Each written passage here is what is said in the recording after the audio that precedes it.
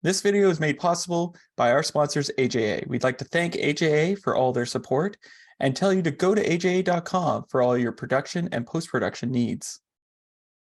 Hi, I'm Gordon Raquel from Filmmaker U at Filmmaker U courses for film professionals to deepen and diversify your existing skill set. You can learn more at filmmakeru.com or of course follow us on Instagram at filmmaker_u. Every week we interview a film professional to discuss their work, and this week I'm joined by Assistant Editor Wellington Harrison, whose work includes Transformers Rescue Bots and Robots in Disguise, as well as Dear Mama, just to name a few projects. Welcome to the show. Thank you, Gordon. It's a pleasure to be here. Well, I guess my first question for you is, how'd you get involved or how'd you get interested and get into the film industry? I was working in marketing, and I was doing that for architects and engineers for about 10 or 12 years. And one day I just kind of looked up and I realized I've been crafting messages with text and photos. So the next jump is moving images and audio. So editing kind of felt natural to me. Interesting. So how did you make that leap from where you were working with architects into the film industry? Just through sheer perseverance. I mean, I started at Universal. I was assistant editor on the studio tour. And what was happening was Jimmy Fallon was going to be the host of the studio tour, but there was the whole controversy with Conan, and they had substituted Conan O'Brien with Whoopi Goldberg. So my job was removing Whoopi Goldberg and putting in Jimmy Fallon. Oh, okay. Well, I've been on that ride or the tour, so Yeah. I know exactly what you're talking about. It's fun. It's fun. So I guess one of my questions for you, because you worked on Transformers, and I'm a fan of the original from the 80s. So what would you say from an assistant perspective is the difference in the demand put on an animation assistant versus a live action? Good question. First of all, it'll be the amount of effects. Like a live action assistant is dealing with effects from one point of the show and then not really doing much else, because the very heavy, the shots are already locked and they're just kind of fine tuning the effects at that point. With animated shows, I was actually working on two different styles of animation at the same time. So Rescue Bots was kind of a flatter flash sort of animation, and Robots in Disguise was more 3D. So they had two different pipelines that were going on at the same time. So it was part of the job at Hasbro to be able to juggle both of those at the same time. So, and I guess one of the key things for assistants is organization. So how do you keep yourself organized when you're juggling two projects like that?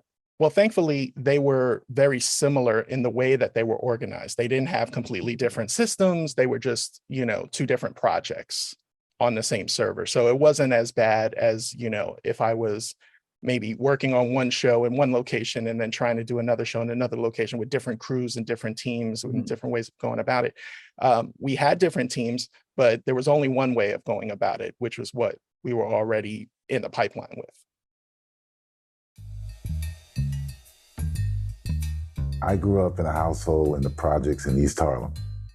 There's a program at WNET, the public television station, to get more people of color behind the camera, in the editing room, doing sound, writing scripts. When they put me in a dark room and they showed me how to use the splicer and the rewinds, I felt this big sigh of relief, this sense of, wow, I found my space. The editing part of filmmaking is the real nuts and bolts, what makes films come to life. You can ask Spielberg, you can ask Tarantino, you can ask Spike. When you sit here, this is where the proof is in the pudding. I'm Sam Pollard, and this is my class on documentary editing.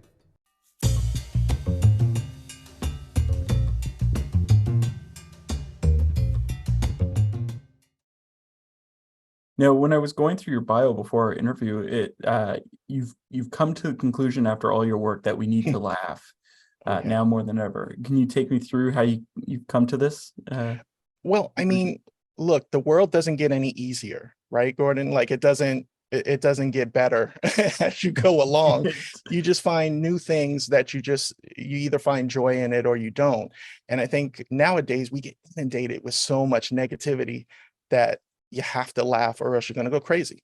You're definitely going to go crazy. So I see it as a personal mission in the short term to make people laugh the best way I can. So do you, and that comes from your editing work and your work. So is there a particular type of comedy that you like to work on?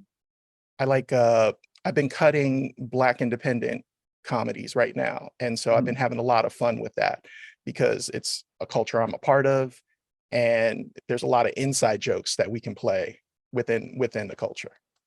Well, and that comes from like, because you have your own production company, Gold Bear Edit. Right. Can you tell me a bit about Gold Bear Edit? Well, it's just, seeking out like-minded individuals and being basically a guide. That's how I see it. I'm part Cherokee also. So the bear is, I've taken it on as a guide and a partner. And that's all we want to do. And that's all we want to team up with. And that's the point of the company. So what are some of the projects you've taken on? We did a romantic comedy called Strings Attached. We're working on sort of a take on Curb Your Enthusiasm called the O Clan. And we got a couple of things in the fire right now. So when it comes to comedy and working with comedy, one of the trickiest things is the timing, because you have timing from the actors, you have timing from the way it's shot. So how do you balance that in the cutting room?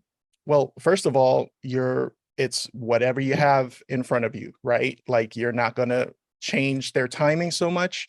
We can change the way we feel about their timing. That's for sure.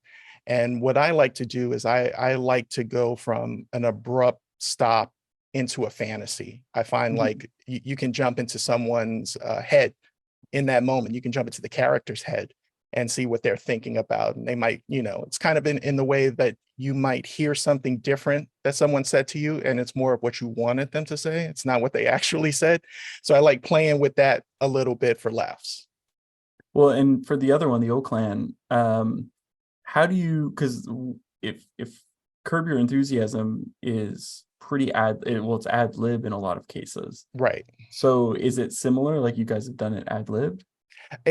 A bit of it is ad lib, but it's really more about he's at odds. The main character is a retired baseball player who's just at odds with the modern world because he hasn't participated in the world because he's just been a baseball player. And so much like Larry is always at odds with the world for whatever reason and refuses to apologize. That's how our character Gentry is getting through. So is your company helping produce this, or is it just editing it? It's just the editing as of this point, and we're looking for distribution on it and meeting with people and trying to figure out where that's going to go.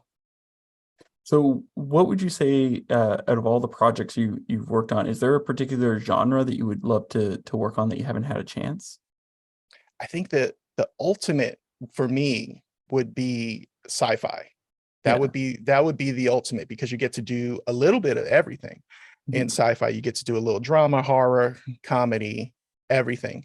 I've had my own progression in mind, which is starting with comedy, moving into drama, maybe some romantic stories after that, and then wherever it takes you from there, whether it takes you to action or something more specific. Interesting. I have one last question for you. What would you say is your favorite guilty pleasure film or TV show to watch? You know what? I got to tell you, it's not really a guilty pleasure. It's just a pleasure. It's watching The Wire. That's my favorite show.